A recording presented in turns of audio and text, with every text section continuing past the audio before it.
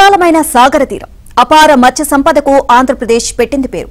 తీర ప్రాంతాల్లో సరైన మౌలిక వసతుల కల్పనపై దృష్టి సారిస్తే ఈ అవకాశాన్ని ఆదాయ వనరులుగా మార్చుకునే శక్తి మన మత్స్యకారులకు ఉంది. ఈ క్రమంలోనే సాగరమాల ప్రాజెక్టు కింద హార్బర్ల అభివృద్ధికి కేంద్రం చర్యలు చేపట్టింది.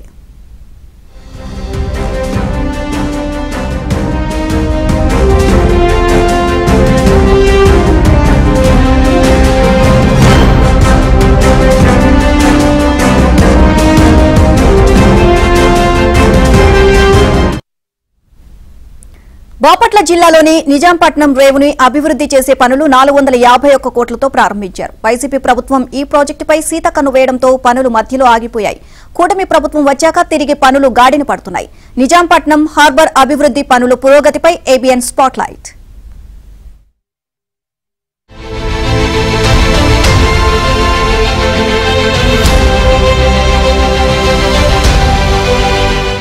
మన దేశానికి విదేశీ మారక ద్రవ్యం తెచ్చిపెట్టే రంగాల్లో మత్స్య సంపద ఎంతో కీలకమైనది. సాగరమాత ఒడిలోని చేపలు, రొయ్యలు, పీతలను పట్టి తేవటంలో మత్స్యకారులు ఎంతో శ్రమ కోరుస్తూ ఉంటారు. తీర ప్రాంతాల్లో సరైన సదుపాయాలు కల్పిస్తే మత్స్యకారుల పని సులువవుతుంది. అయితే మౌలిక వసతులపై ప్రభుత్వాలు సరైన దృష్టి సారించకపోవడంతో వేట అనుకున్నట్లుగా సాగటం లేదు.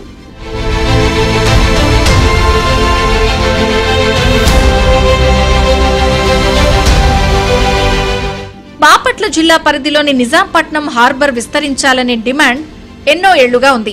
సాగరమాల ప్రాజెక్టు కింద హార్బర్ విస్తరణ, నిర్మాణ పనులకు కేంద్రం 451 కోట్లు కేటాయించింది. హైదరాబాద్ కు చెందిన ఎంఆర్ కన్స్ట్రక్షన్ సంస్థ పనులు దక్కించుకుంది. గత టీడీపీ ప్రభుత్వం ఉండగా 2019 పనులు ప్రారంభమయ్యాయి. ముందుగా హార్బర్ కు వెళ్లేందుకు మంచి రహదారి నిర్మించారు. రేవులో పనులు కూడా ప్రారంభించారు. అయితే 2019 ఎన్నికల్లో ప్రభుత్వం మారింది. వైసీపీ వచ్చిన తర్వాత మొగ సామర్థ్యాన్ని పెంచేందుకు డ్రెడ్జింగ్ పనులు నిర్వహించారు. అలాగే తుంగభద్ర కాల్వలో పూడికితీత పనులు చేపట్టారు.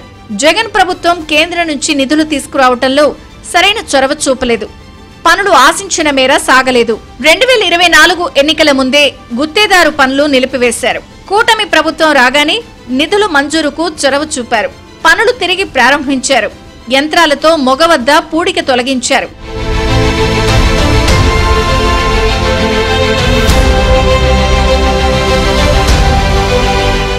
గతంలో పోటు సమయంలో బోట్లు వేటకు వెళ్లేవి. ఇప్పుడు మొగ సామర్థ్యం పెంచడంతో ఎప్పుడైనా వెళ్లివస్తున్నాయి. ఇలా మత్స్యకారులకు ప్రధాన సమస్య తీరింది. సముద్రంలో 1.5 కిలోమీటర్ల పొడవున కొండరాళ్లతో నిర్మాణ పనులు చేపట్టారు. జెట్టి నిర్మాణం చాలా వరకు పూర్తయింది. పెద్దగా ఉండే వేట పడవలు 250 వరకు నిలిపేలా జెట్టి నిర్మాణం చేపట్టారు. ఇది పూర్తయితే అన్ని రకాల పడవలు కలిపి 1000 వరకు నిలిపి ఉంచవచ్చు. ఇప్పటికీ 70% పూర్తి కాగా మిగిలిన 30% పనులు త్వరగా పూర్తి చేసేలా ప్రభుత్వం దృష్టి సారించింది. ఆ పని పూర్తి కావాలంటే మరికొంత భూమి అవసరం. ఈ హార్బర్ యొక్క అభివృద్ధి విషయంలో 2014-2019 విషయంలోనే సాగరమాల అనే ఒక స్కీమ్ కింద ఈ హార్బర్కి సంబంధించి జట్టి డెవలప్మెంట్ కింద నుంచి చాలా నిధులు రావడం జరిగింది. దాంట్లో భాగంగానే ఈ జట్టి నిర్మాణం కూడా కొంతవరకు జరిగింది. తర్వాత చాలా నిర్మాణం చేయాల్సినటువంటి విషయాలు కూడా చాలా ఉన్నాయి. దాంట్లో ఏంటంటే నెట్ మేకింగ్ యూనిట్ కావచ్చు, డ్రై ప్లాట్ఫామ్స్ కావచ్చు, సీసీ ప్లాట్ఫామ్స్ కావచ్చు, చాలా ఉన్నాయి. అవి దొరుకుతూ ఉన్నాయి. అవి త్వరితగతిన పూర్తి చేస్తే మనకి ఇంకా ఈ మత్స్యకారులకి నిజాంపట్నంలో ఉన్నటువంటి అందరూ కూడా చాలా ఉపయోగకరంగా ఉంటుందని చెప్పేసి ఈ సందర్భంగా తెలియజేస్తున్నాను.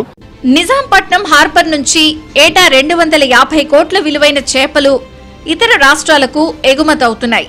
హార్బర్ లో జెట్టి చిన్నది కావడం వల్ల పెద్ద చిన్న అన్నీ కలిపి 100 పడవలు మించి నిలపడానికి అవకాశం ఉండటం లేదు.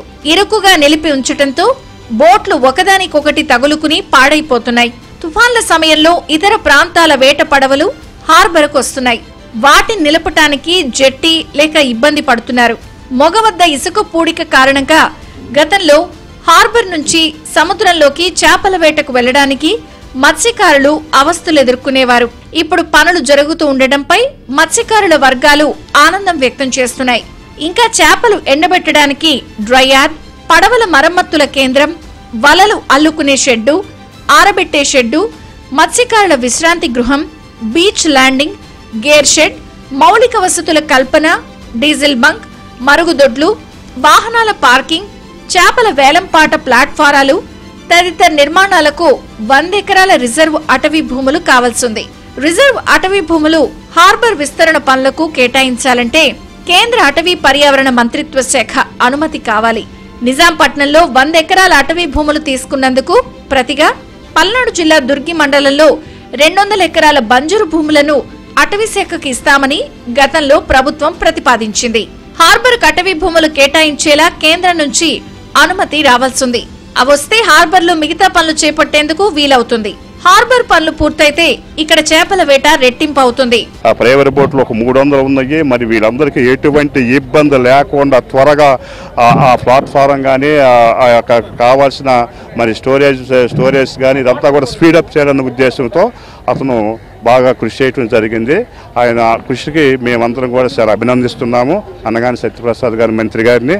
అట్లాగే ఆ రోజు నుంచి ఈ రోజు వరకు కూడా ఎక్కడ మరి డెవలప్మెంట్ ఆగకుండా, అయితే కొన్ని వర్షం పడిన సందర్భంలో కానివ్వండి, కొన్ని వీలు పడిన రోజులు ఏదన్నా 1 ఆగటమే తప్ప అక్కడి నుంచి చాలా స్పీడప్ జరుగుతూ ఉంది. అట్లాగో దీనికి పోర్టుకు సంబంధించి ఈ 451 కోట్ల శాంక్షన్లో ఇక్కడ బ్రిడ్జి నిర్మాణం శాంక్షన్లో లేదన్నట్టుగా తెలుస్తుందండి. అయితే దీనికి బ్రిడ్జి చాలా అవసరం అండి. ఎందుకంటే ఆల్రెడీ బ్రిడ్జి నిర్మాణం ఉంటే ఇక్కడ మంచి ఒక బీచ్ ఏర్పడిద్ది, పర్యాటక రంగంగా కూడా అభివృద్ధి చెందిద్ది.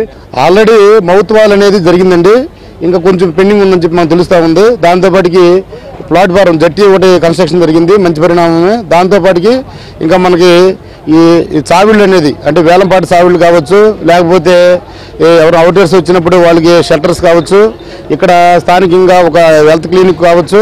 దాంతోపాటికి ఇక పోర్టుకు సంబంధించి రోడ్డు మార్గం కూడా ఆల్రెడీ గవర్నమెంట్ నుంచి ప్రపోజల్ వచ్చింది, కానీ దాన్ని త్వరగతిని పూర్తి చేసి ఈ ప్రాంత ప్రజల కంటే ఆ రోడ్డు మార్గం కన్స్ట్రక్షన్ త్వరగా పూర్తవడం వల్ల ఇక్కడుండే మత్స్య ఉత్పత్తులు ఏదైతే ఉన్నాయో చెన్నై కావచ్చు, లేకపోతే కేరళ కావచ్చు, ఈ మార్కెట్లు పంపించడం వల్ల ట్రాన్స్పోర్ట్ రవాణా ఎక్కువగా ఉండడం వల్ల ఖర్చు తగ్గి తద్వారా మత్స్యకారుడికి లాభం చేకూరే విధంగా ఉండిద్ది.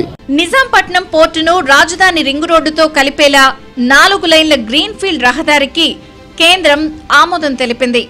దాదాపు 48 కిలోమీటర్ల మేర నిర్మించే ఈ రహదారి వల్ల మత్స్య సంపదను బయటి ప్రాంతాలకు సులువుగా తరలించేలా రవాణా మార్గం అందుబాటులోకి వస్తుంది. విశాఖ చెన్నై పారిశ్రామిక కారిడార్ కు చక్కని అనుసంధానం ఏర్పడుతుంది. దీనిపై గుంటూరు బాపట్ల జిల్లాల అధికారులు సమావేశమై చర్చించారు. పూర్తి స్థాయిలో ప్రతిపాదనల్ని త్వరలో NHAI అధికారులకు పంపనున్నారు.